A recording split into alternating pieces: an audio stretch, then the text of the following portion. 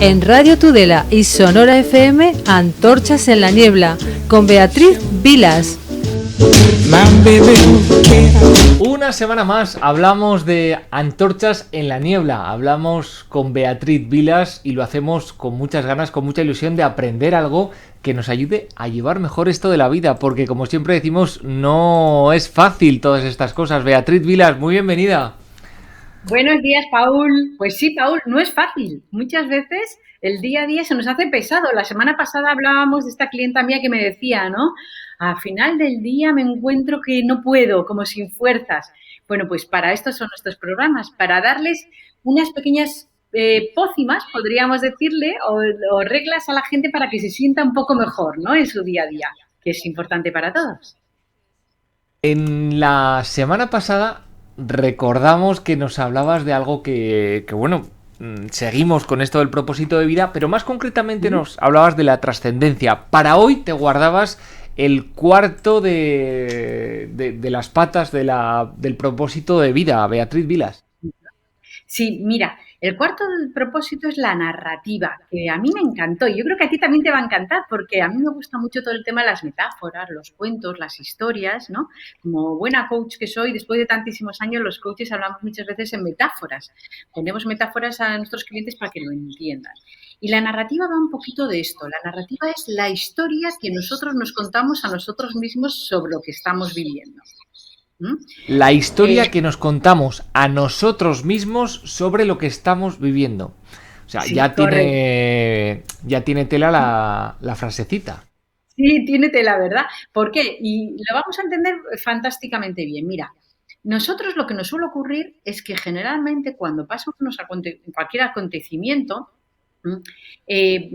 estamos contándonos cómo estamos viendo nosotros la historia y desde ese perfil es como vemos el mundo. Me explico. Imagínate una discusión de pareja, que esto lo vamos a ver mucho más claro. Si tú coges al hombre y le preguntas qué es lo que ha ocurrido y coges a la mujer y le preguntas qué es lo que ha ocurrido, parece que han vivido dos historias totalmente distintas, Paul. Y esto nos pasa muchas veces cuando estamos en el despacho, ¿no? La mujer lo ve de una forma y el hombre lo ve de otra totalmente distinta. Pero es la misma discusión, o sea, es la misma escena. Es la misma escena. Yo a veces hago la prueba, ¿no? Pregúntale a unos amigos tuyos, a una pareja, que te cuenten una película que hayan ido a ver al cine, Paul. Verás que parece que la película que ha visto el hombre es una y la película que ha visto la mujer es la otra. ¿Y cómo puede ser esto posible? ¿Cómo es posible estas cosas, Beatriz? Pues mira, es posible porque nosotros nos contamos una historia de nosotros mismos y nos la creemos. Y entonces, ¿qué es lo que pasa? Que vivimos la vida según esa historia que nos contamos. Pensamos que somos de una forma determinada, que es como nosotros nos estamos viendo, pero posiblemente la gente nos está viendo de otra forma totalmente distinta. Y lo que está viendo de nosotros es algo totalmente distinto.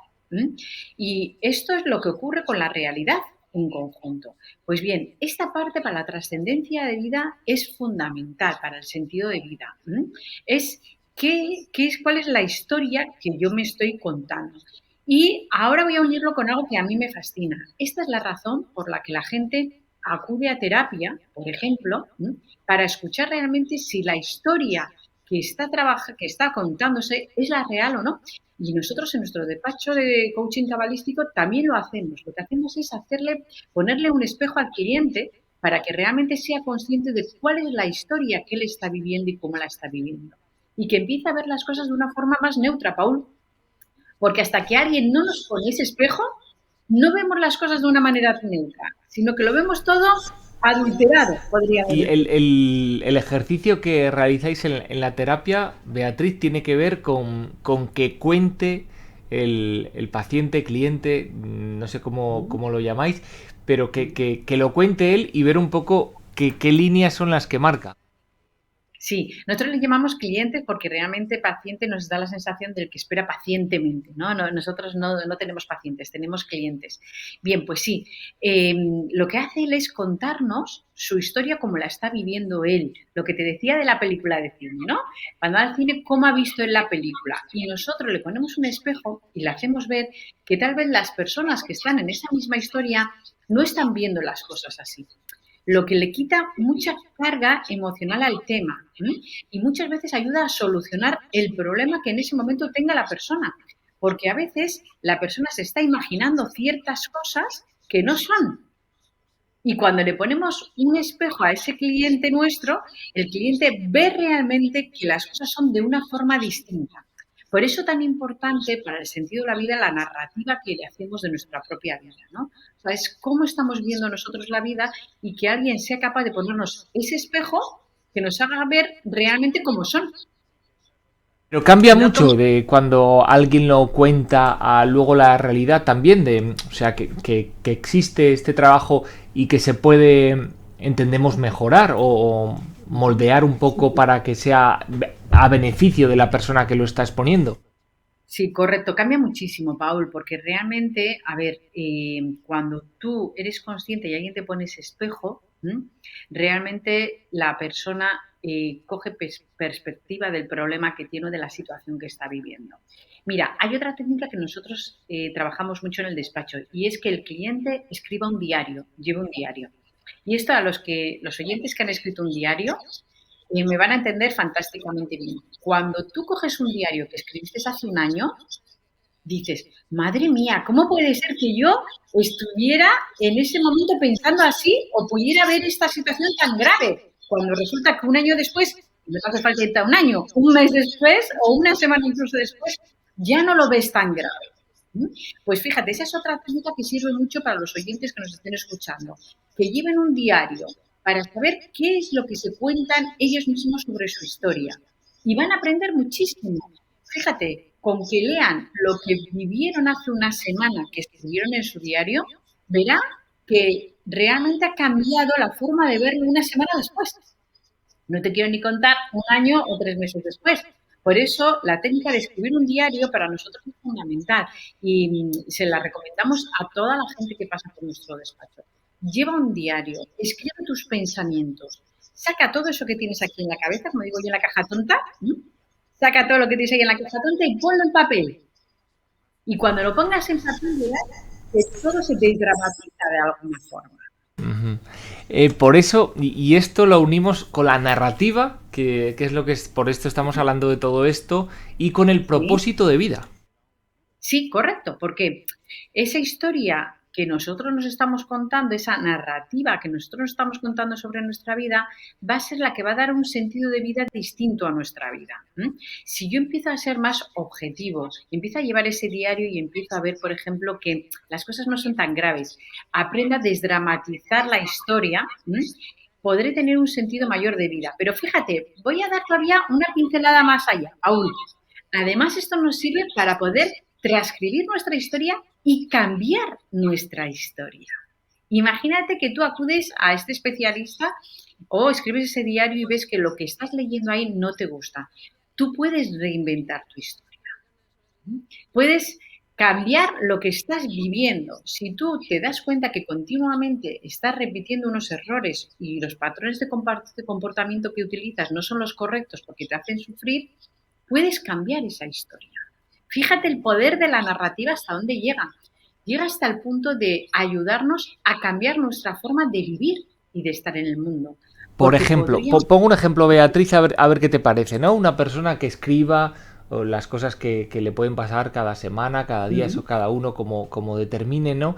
Si él dice, oye, a mí esto me está sentando mal, me está sentando mal levantarme a esta hora porque luego no llego bien y no puedo hacer esto. Si eso lo escribe de una forma normal, que le puede estar sucediendo, tú estás exponiendo que eso le ayuda a darse cuenta y puede cambiarlo, o te refieres a otras cosas. Sí, sí, sí, perfecto. Ese ejemplo me sirve muchísimo. Imagínate una persona que todas las mañanas está estresado y en su diario escribe, hoy he vuelto a estar estresado a la mañana, me he sentido fatal, he vuelto a llegar tarde al trabajo. Bueno, pues si tú todos los días escribes esto y ves que es una pauta de comportamiento que se repite y quieres cambiarla, simplemente con verlo lo vas a cambiar.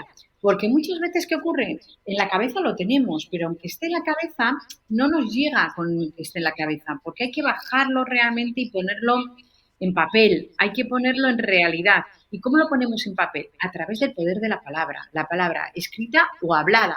Si yo a ti hablo contigo y te digo, Paul, realmente estoy muy estresada porque todas las mañanas me levanto tarde, todas las mañanas voy corriendo y esto de corriendo me estresa muchísimo y ya empiezo mal el día. Si yo te lo digo a ti, tú en esa interrelación conmigo me vas a decir, Beatriz, ¿y por qué no te levantas un cuarto de hora antes? Bueno, pues ya estamos cambiando nuestra historia.